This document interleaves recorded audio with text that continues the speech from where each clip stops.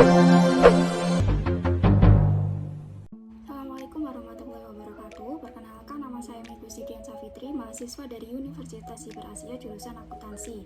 Di sini saya akan mempresentasikan hasil dari ujian akhir semester untuk mata kuliah akuntansi biaya dengan dosen pengampu Ibu Arni Karina.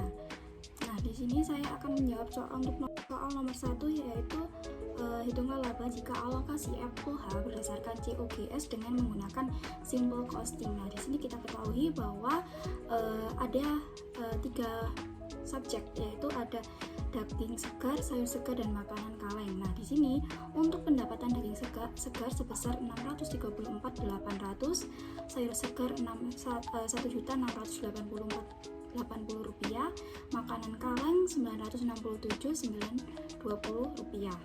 Nah, untuk FOH berdasarkan COGS ini berjumlah 480.000 untuk daging segar, 1.200 untuk sayur segar, 720 untuk makanan kaleng, sehingga totalnya menjadi 2.400.000.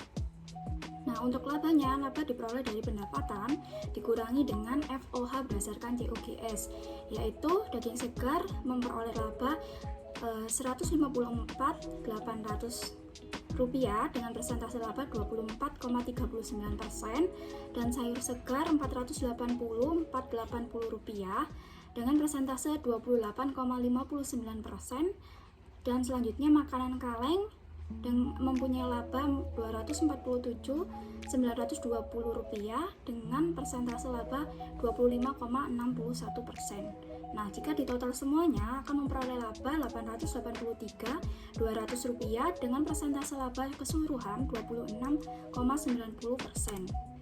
Nah, untuk yang kedua kita akan menghitung menggunakan ABC costing. Nah, di sini kita ketahui bahwa aktivitas pemesanan itu ada 1.248 jumlah barang dengan biaya 100 rupiah. Untuk pengiriman dengan jumlah barang 2016 dengan biaya pengiriman 100 rupiah. Kita ketahui bahwa untuk pendapatan daging segar itu 634.800 dengan biaya pemotongan daging sebesar 9.600 dengan biaya pemesanan 288 dikali 100 maka 28.800 dengan biaya pengiriman 24.000, total biaya menjadi 62.400 menjadi sehingga itu disebutkan sebagai total biaya dari biaya pemesanan, biaya pengiriman, dan biaya potong daging menjadi 62.400 dengan laba pendapatan dikurangi biaya-biaya tersebut menjadi 572.400 dengan persentase laba 90,17%. Untuk sayur segar tersendiri pendapatannya akan memberikan total 1.680.480.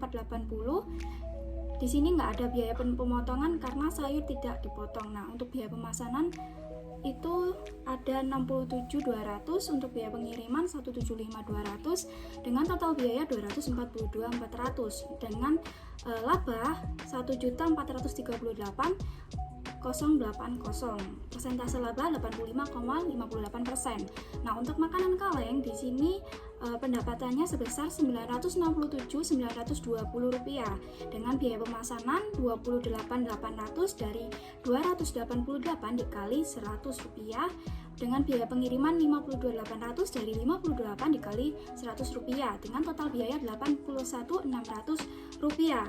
Nah, ini mempunyai laba 886.320 dengan persentase 91,57%.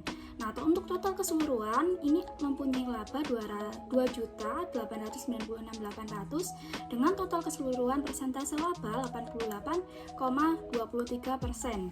Nah, untuk persentase laba ini diperoleh dari laba dibagi dengan pendapatan.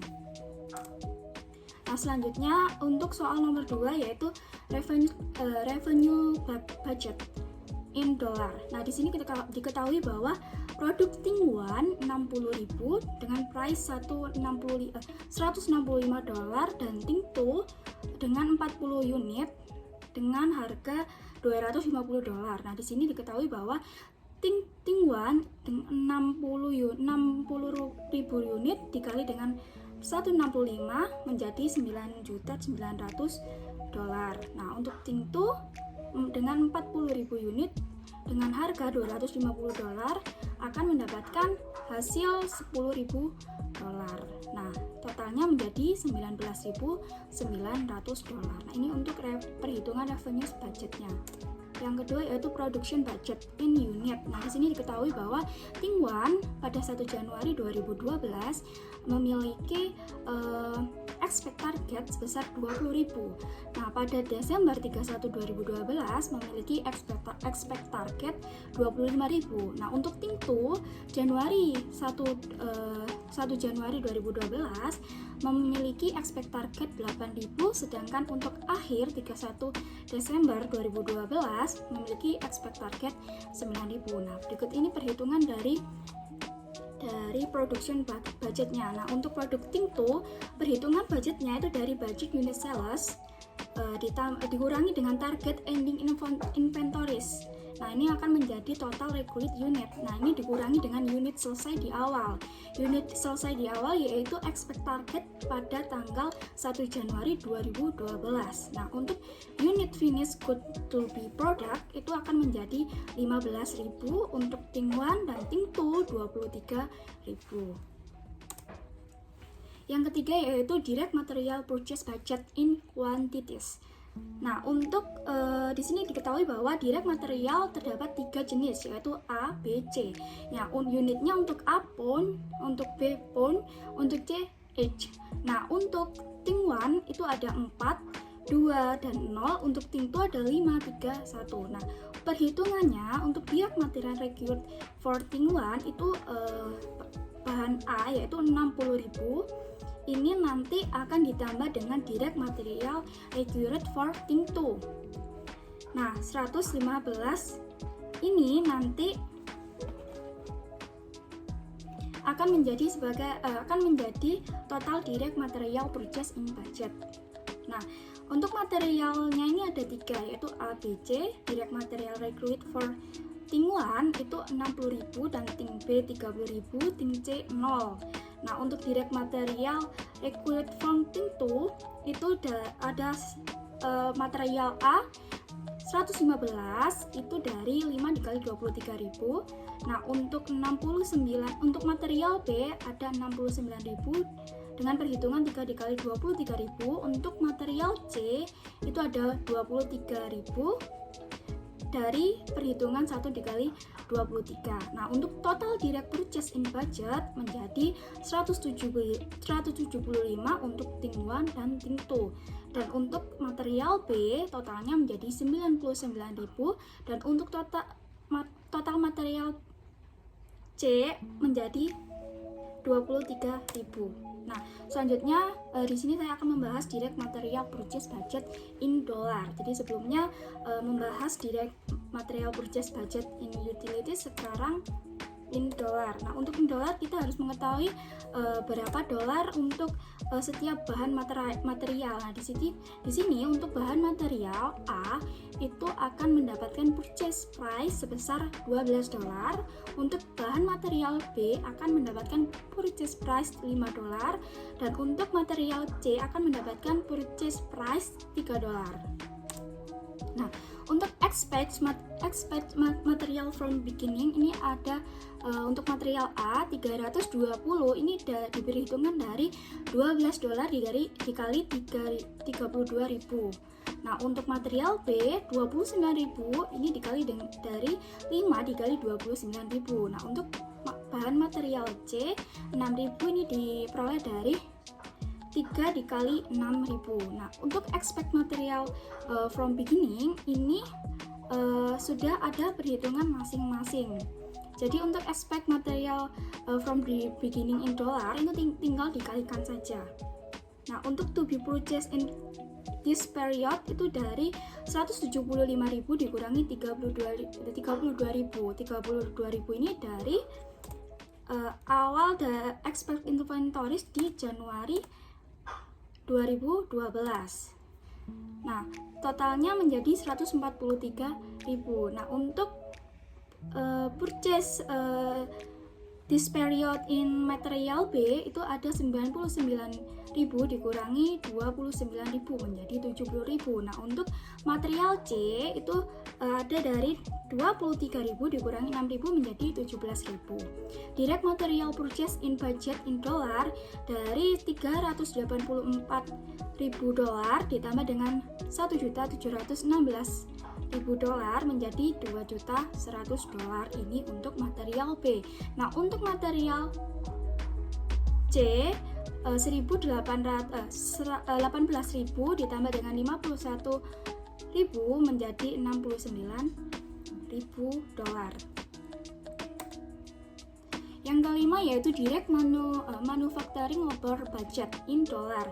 Diketahui bahwa produk Ting 1 horse per unit yaitu 2, rate per horse yaitu 12 dolar. Nah, Ting 2 horse per unit 3, rate per horse-nya 16.